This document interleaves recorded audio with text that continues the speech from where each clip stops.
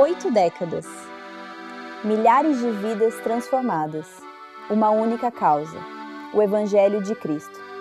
Esta é a história da ICEB. No sertão maranhense surgiu uma voz sem medo ou riqueza. João Batista Pinheiro se arrastava no couro, trazendo do céu a firmeza. Pregava a cruz com coragem, mesmo sem poder caminhar. Plantou no chão nordestino a semente do verbo anunciar. Dessa fé viva e ardente nasceu a grande aliança, a ICEB.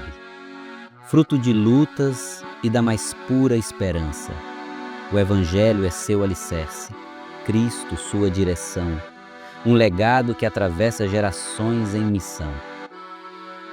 O primeiro convertido da nossa igreja foi João Batista Pinheiro. Esse homem veio com a sua família da cidade de Icó, no Ceará, no ano de 1870. E em primeiro momento ele não veio para Barra do Corda, mas ele foi para a região da Baixada Maranhense em busca de uma vida melhor. E depois, no ano de 1892, chegou em Barra do Corda. Chegando em Barra do Corda, ele já estava com as pernas, digamos assim, amputadas. Uma foi amputada na cidade de Icó, no Ceará, e a outra em São Luís, no Maranhão, pelo médico missionário presbiteriano chamado George Butler. Ele começou a trabalhar tanto na cidade como principalmente no povoado Lagoa da União, a 32 quilômetros da cidade de Barra do Corda. E sentindo a necessidade de sustentar a família e também cuidar da sua saúde, ele foi para a cidade de Recife, no Pernambuco, e ele levou alguns pertences, os poucos pertences, e lá na cidade de Recife, Pernambuco, ele estava nas calçadas pedindo esmola, e uma certa manhã ele ouviu, vindo da igreja presbiteriana, uma música que dizia que Cristo pagou pelos seus pecados, que em Jesus Cristo ele poderia ter uma vida nova, uma vida abundante, e ele tinha a eternidade com o Senhor.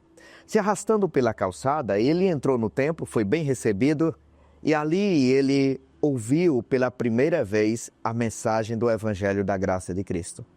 E ele falou que gostaria de entregar a vida ao Senhor Jesus Cristo, oraram por ele, e naquele momento que ele conheceu a fé evangélica, ele sentiu a necessidade de voltar para o seu povo, para a sua terra, e assim pregar o Evangelho para os seus familiares.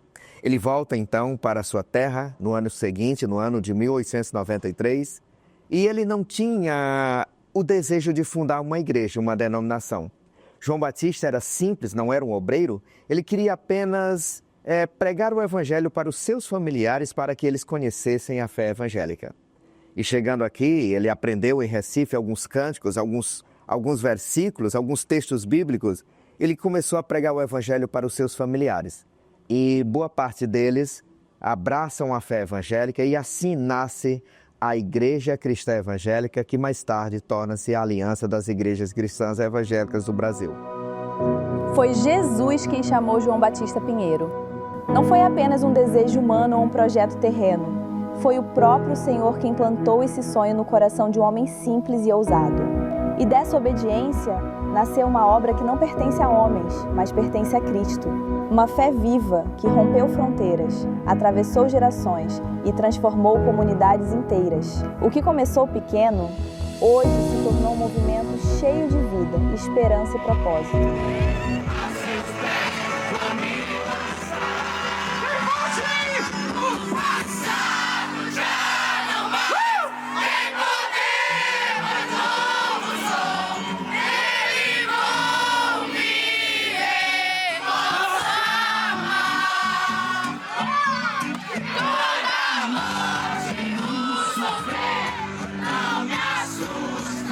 O pastor Abidoral Fernandes da Silva, no seu livro Nossas Raízes, ele lembra para nós o texto de 1 Coríntios 1, 28 e 29.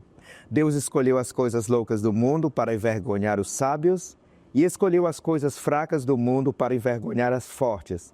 E Deus escolheu as coisas humildes do mundo e as desprezadas e aquelas que não são para reduzir a nada as que são, a fim de que ninguém se vanglorie na presença de Deus. Esse texto, com certeza, se cumpriu na vida deste ilustre homem de Deus.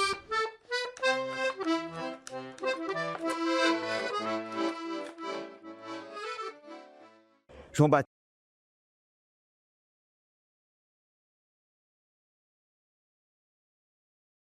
e um vândalo invadiu a sua casa, pegou o exemplar da Bíblia e foi entregar ao líder religioso da cidade, e o líder convocou uma multidão de pessoas na praça pública em frente à igreja matriz e gritava palavras de ordem dizendo que a heresia não iria triunfar nessas terras, e queimaram aquela Bíblia que haviam tomado dele.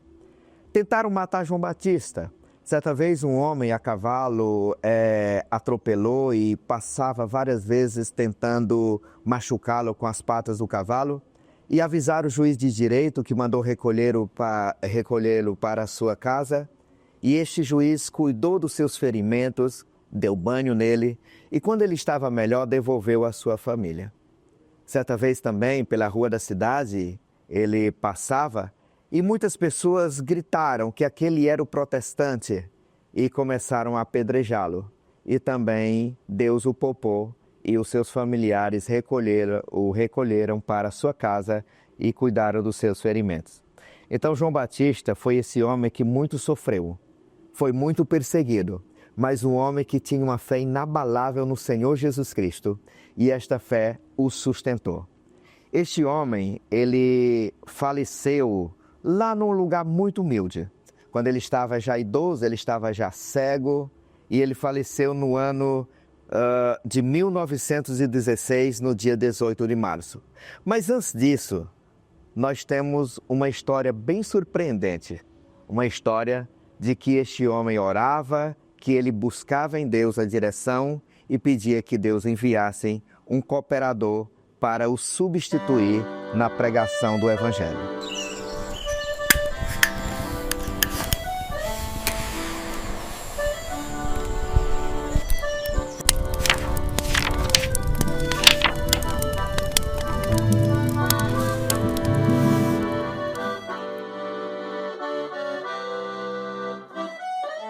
No ano de 1905, chegou na cidade de Grajaú o missionário chamado Perrin Smith.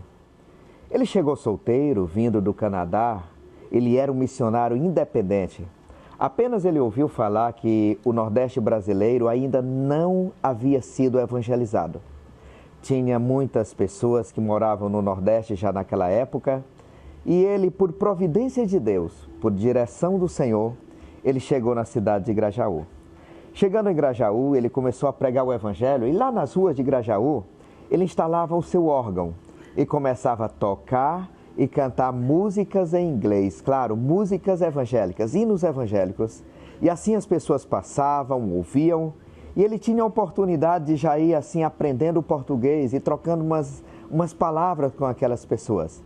Mas o objetivo era levar a mensagem do Evangelho para aquelas pessoas. E assim estabeleceu amizades e os frutos começaram a aparecer. E ele então fundou uma igreja, organizou uma igreja 6 anos depois.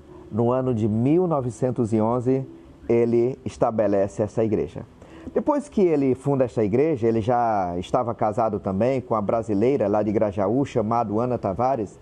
Ele decidiu que deveria voltar à sua terra natal, ao Canadá, já levando a sua nova esposa para que os seus familiares a conhecessem e ele tivesse um tempo de repouso, de descanso ali nas suas terras. E a passagem para voltar para o Canadá era por Barra do Corda. E o barco que ele viajava atrasou. E ele já tinha ouvido falar de João Batista Pinheiro, e ele então, pelo atraso do barco, resolveu visitar o evangelista aleijado, como era conhecido.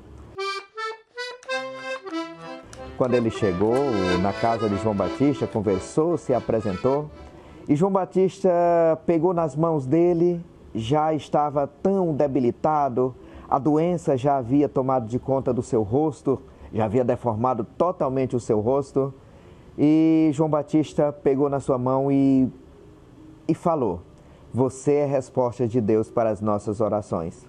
Prometa que você vai vir pastorear esse povo que está reunido aqui na cidade de Barra do Corda. Perrin Smith relutou no início, dizendo que não sabia, ou que não voltaria, que não poderia. E quando ele se despediu de João Batista e dos demais parentes convertidos que ali estavam, os demais convertidos também pediram encarecidamente que Perrin Smith viesse para Barra do Corda. E eu só sei que Perrin Smith foi com a sua esposa para o Canadá e ao voltar no ano de 1914, ele veio definitivamente morar na cidade de Barra do Corda. Ele adquiriu uma terra aqui no outro lado do rio, no bairro que hoje é conhecido como Vila Canadá, por conta exatamente dele, mas precisamente no bairro do INCRA. E ele construiu a sua casa foi construída ali no ano de 1916, e essa casa ainda está de pé, mantendo as características, tá? Uma casa centenária. E aí Perrin Smith então constrói a casa, mora com seus familiares, e ele tinha uma vida assim, que dividia entre os cuidados com a roça, cuidado com o gado que ele criava, e o cuidado também com a obra missionária. Ele passava 6 meses com a sua família e 6 meses onde ele viajava a cavalo, onde ele ia em busca das almas perdidas, cumprindo o ID do nosso Senhor e Salvador Jesus Cristo.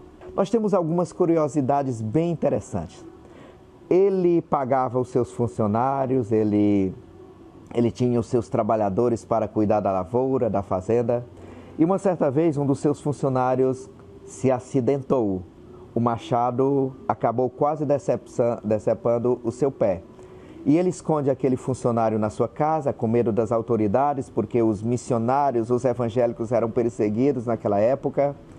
E a sua esposa, que era enfermeira, cuida dos ferimentos. E de repente aquele homem some. E quando aquele homem sumiu, ele ficou preocupado, procurou na fazenda e não encontrou. Chegaram 2 policiais com uma ordem de prisão, acusando aquele homem e para o prender, dizendo que ele havia matado aquele homem. E ele foi levado para a delegacia que ficava no centro da cidade, e os populares, eles se revoltaram por conta daquela cena, em ver aquele líder religioso sendo preso, acusado por um crime que não o cometeu. E aí os populares começaram a conversar, dizendo que não deveriam deixar que aquele homem continuava preso, porque eles tinham um sentimento de gratidão. Perrin Smith, ele vendia leite para as pessoas, leite do seu gado, para as pessoas que tinham condição, e para aquelas pessoas que não tinham condição, ele doava o leite. Ele vendia frutas, foi um dos primeiros negociantes de frutas na região. Ele produzia na sua fazenda ou na sua roça e vendia frutas para aqueles que tinham condições de comprar, e para aqueles que não tinham condição, ele doava a fruta e o alimento. E ele então acabou conquistando parte da sociedade. A sociedade então se revoltou, pegou pedras e paus e marcharam até a porta da delegacia. Chegando lá, começaram a gritar, dizendo para soltarem Perrin Smith, que ele não tinha cometido o crime. E naquele momento ele foi solto, porque o delegado ficou com medo da população. E soltaram. Ele aproveitou aquela multidão para agradecer e pregar o evangelho da graça de Deus. O que aconteceu com aquele homem, que ele foi acusado de o matar, ninguém mais teve notícias concretas, mas ouviu-se falar que ele estava com seus familiares na região de Pedreira, logo se recuperando da saúde. O que começou com poucos se espalhou como fogo entre a palha seca do sertão. Pernas calejadas, olhos marejados e uma só certeza: Jesus Cristo, nosso fundamento. Há 80 anos atrás, Barra do Corda se tornou um centro muito importante, um local muito importante para a Igreja Cristã Evangélica. Lá nascia um grupo forte de irmãos que ouviram a mensagem de Deus pregada pelo nosso querido irmão João Batista Pinheiro, que dedicou a sua vida na pregação do Evangelho. E uma coisa interessante, nessa época, este homem usado por Deus de forma extraordinária, ele sofreu perseguição do clero romano. Então a nossa igreja já nasce enfrentando as adversidades da perseguição.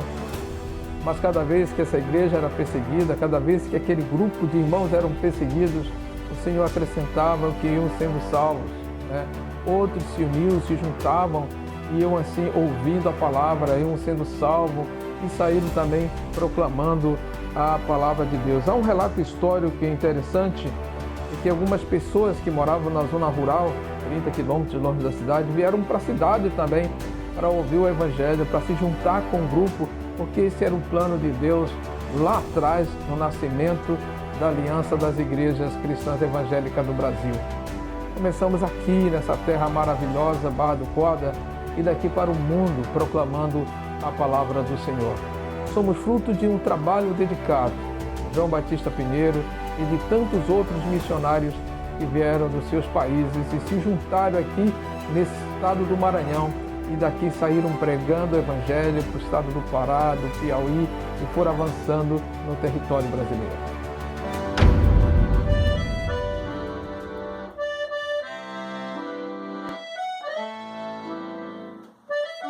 Eva Milles chega ao Brasil no ano de 1928.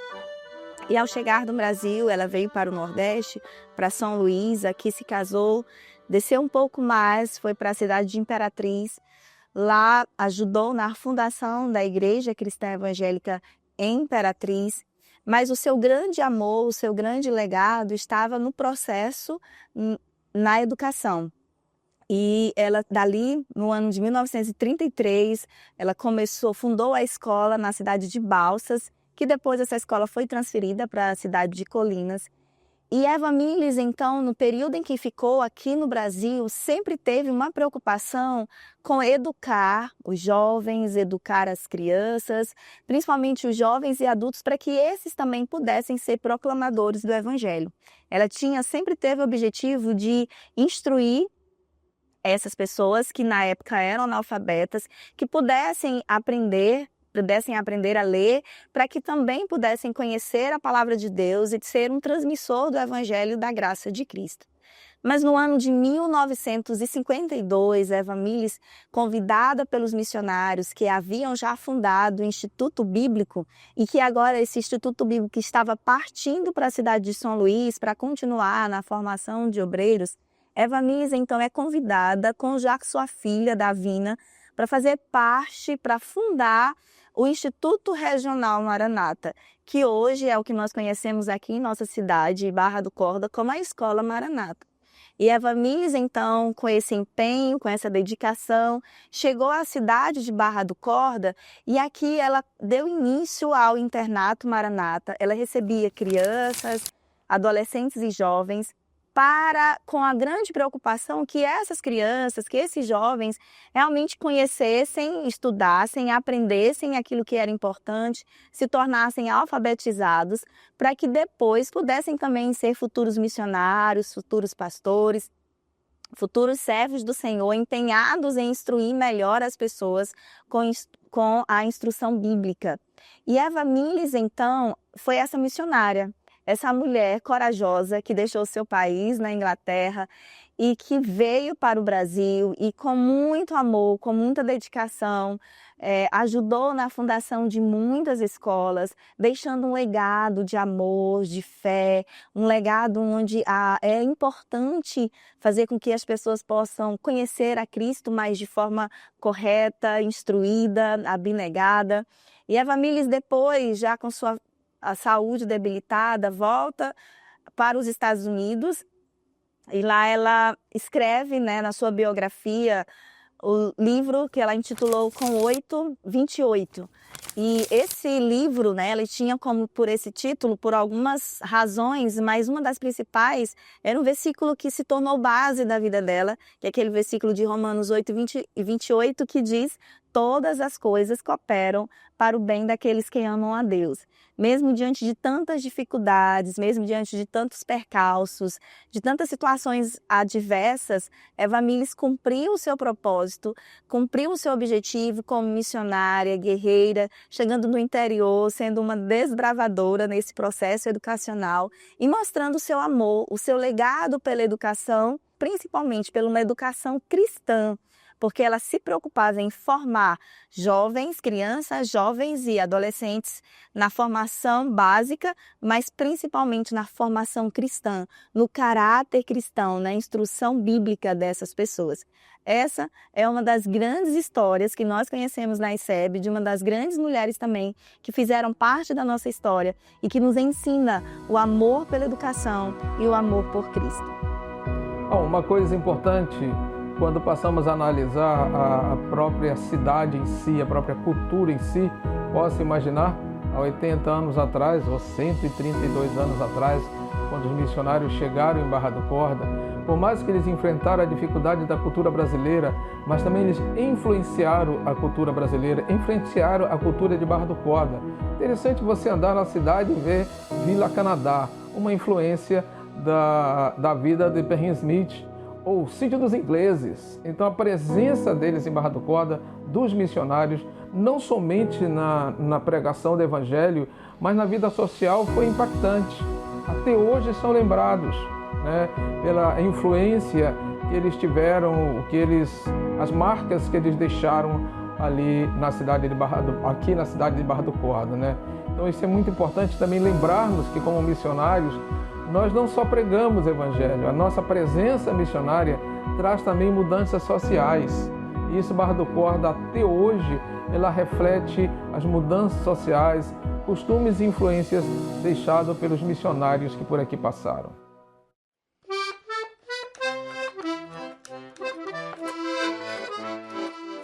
No ano de 1952, então, a Eva Miles vem para Barra do Corda e começa o Internato Regional Maranata, que era o objetivo dela, instruir essas crianças e era receber essas crianças, que inclusive dos interiores, ao redor da cidade de Barra do Corda, onde elas pudessem morar e ser educadas de diversas formas. E essa escola, ela ao longo dos anos, foi a primeira escola particular, podemos assim dizer, na cidade de Barra do Corda. Foi uma escola que por longos anos tem servido a essa cidade como uma instituição realmente focada numa educação de excelência. Foi isso que nós recebemos dessa mulher corajosa, uma mulher que se dispôs e realmente se doou para o processo educacional. E essa mulher, ela fez o seu melhor, deixando uma instituição riquíssima, uma instituição que ensina uma educação de qualidade, mas uma instituição que tem um objetivo, que é instruir as crianças. Inclusive, o versículo-chave que a Eva Miles colocou na Escola Maranata é: ensina a criança no caminho que deve andar, que é o texto lá de Provérbios. E esse é o objetivo da Escola Maranata hoje, continuar sendo uma escola de excelência, continuar sendo uma escola que prima pela qualidade na educação secular, mas que não deixa de dar a educação cristã como base para as nossas crianças. E os frutos são gigantescos. Daqui saiu muitos pastores, daqui saiu muitas educadoras cristãs que estudaram na Escola Maranata, daqui saiu muitas missionárias, mas daqui também saiu muitos médicos, advogados, engenheiros. Nós tivemos até um que foi ministro, né, de Minas e Energias, Silas Rondon, que também estudou na Escola Maranata. Então nós tivemos e temos até hoje grandes pessoas que formaram seu caráter, que aprenderam a ler e escrever, aprenderam as disciplinas básicas da sua vida, mas também que aprenderam a ter um caráter de um homem e de uma mulher que teme ao Senhor e que honra aos pais e que honra ao Senhor. Esse é o legado que Eva Miles deixou para nós aqui em Barra do Corda, e essa instituição ainda continua em suas atividades. A Escola Maranata é uma escola que tem nome na cidade, que tem referência na cidade, como uma escola que realmente prima por uma educação de qualidade, por uma educação de excelência e por uma excelente educação cristã na formação do caráter de nossas crianças. Entre tantos inesquecíveis homens que entregaram a sua vida, eu quero lembrar nesse momento do pastor Abidoral Fernandes da Silva. Eu tive o privilégio de ser aluno do pastor Abidoral. O pastor Abidoral nasceu na cidade de São Domingos do Maranhão. Ele não nasceu numa família cristã, mas ele foi alcançado pelo Evangelho, uma pregação dos missionários canadenses, numa conversão da ICEB, oração junto com a família. Realmente sentiu-se desafiado a entregar sua vida para servir ao Senhor. Em 1944, ele se formou no Instituto Bíblico e dali em diante dedicou a sua vida como professor, como pastor, como fundador de igreja.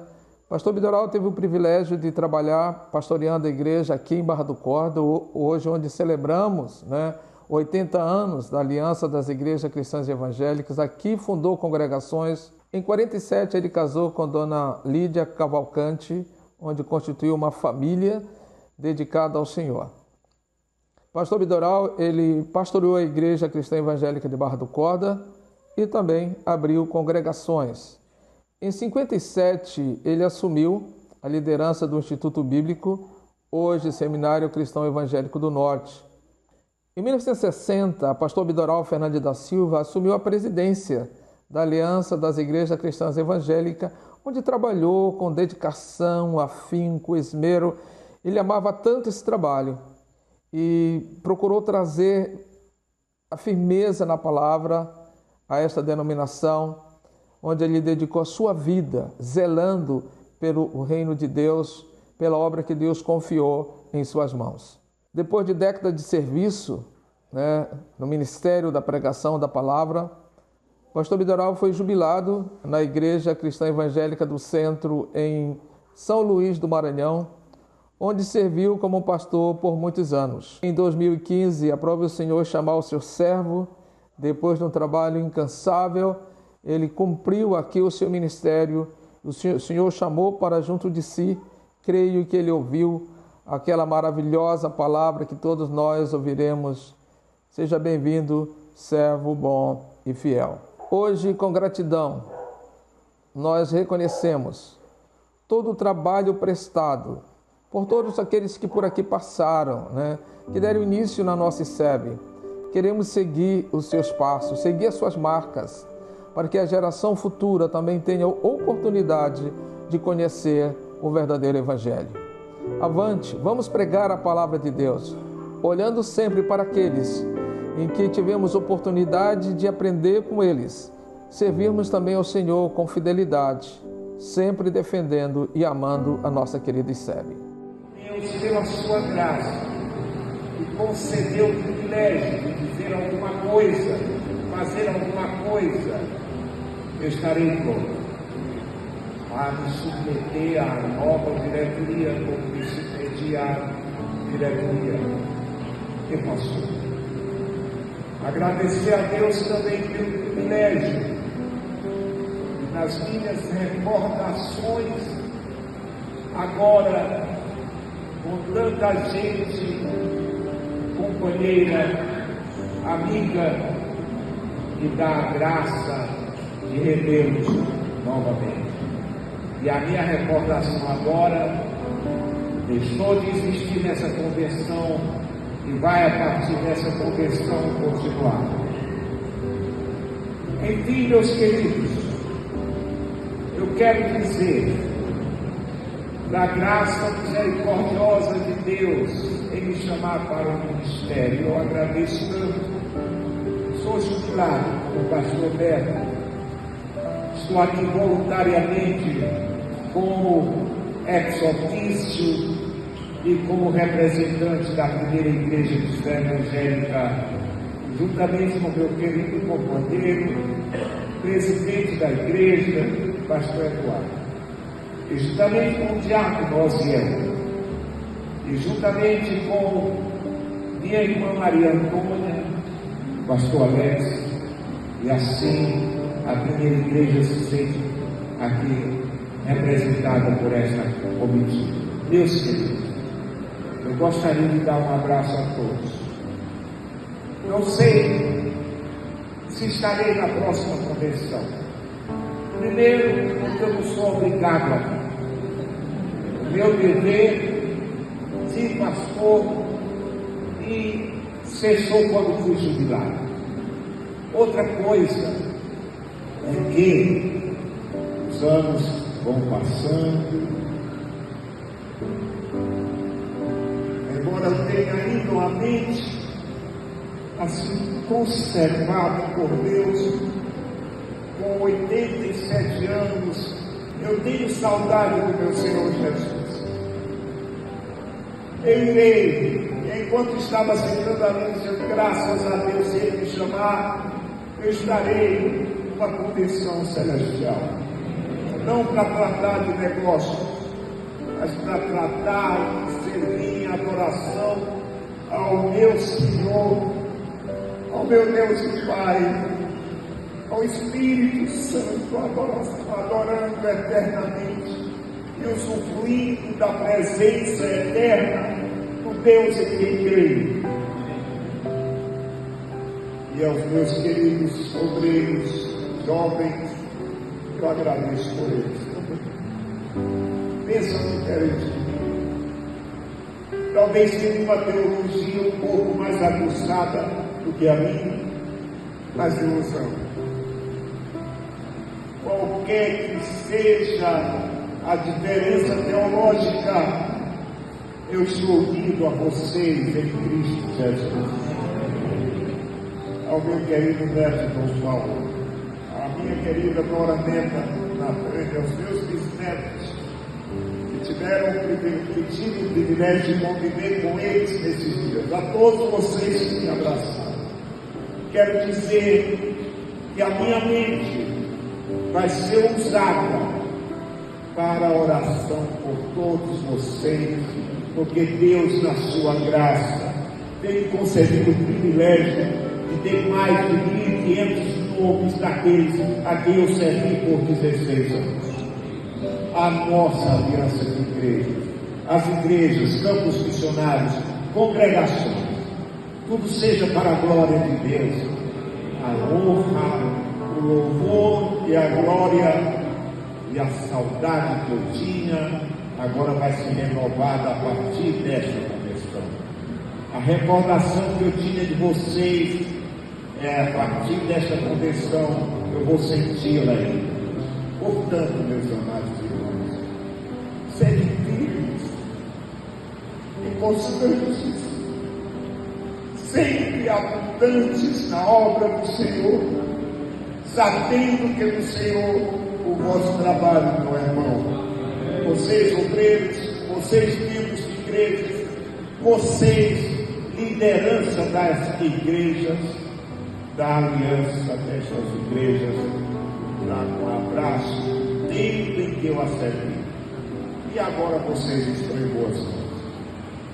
Que Deus, na sua infinita graça, nos leve às nossas igrejas, aos nossos lares, à nossa casa, em paz. Que Deus abençoe a você. Amém.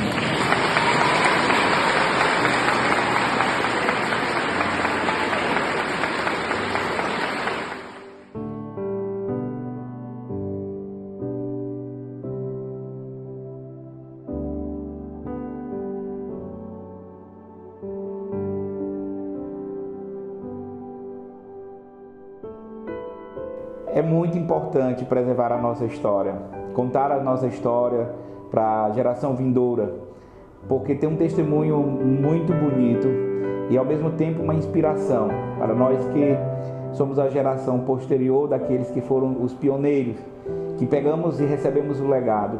Nós precisamos contar a ousadia e a obediência que esses homens e mulheres tiveram na construção dessa bela história que compõe a trajetória da nossa denominação. E eu acho que é de suma importância nós contarmos isso para a nova geração, contar isso para as nossas crianças, trazer a memória daqueles que já ouviram e informar aqueles que ainda não conheceram essa história, que é um testemunho vivo daquilo que Deus tem feito ao longo da trajetória dessa denominação, através da vida de homens e mulheres obedientes à palavra. E essa história ela precisa ser continuada a contar, pois ela é muito preciosa para se perder. E uma vez que eu não conheço as minhas raízes, que eu não conheço a minha história, o meu amor pela minha denominação, ele fica comprometido. A partir do momento que eu conheço, eu posso amar. E se eu amo, eu serei um daqueles que estou disposto a preservar, a valorizar, reconhecer o cuidado de Deus em toda essa construção.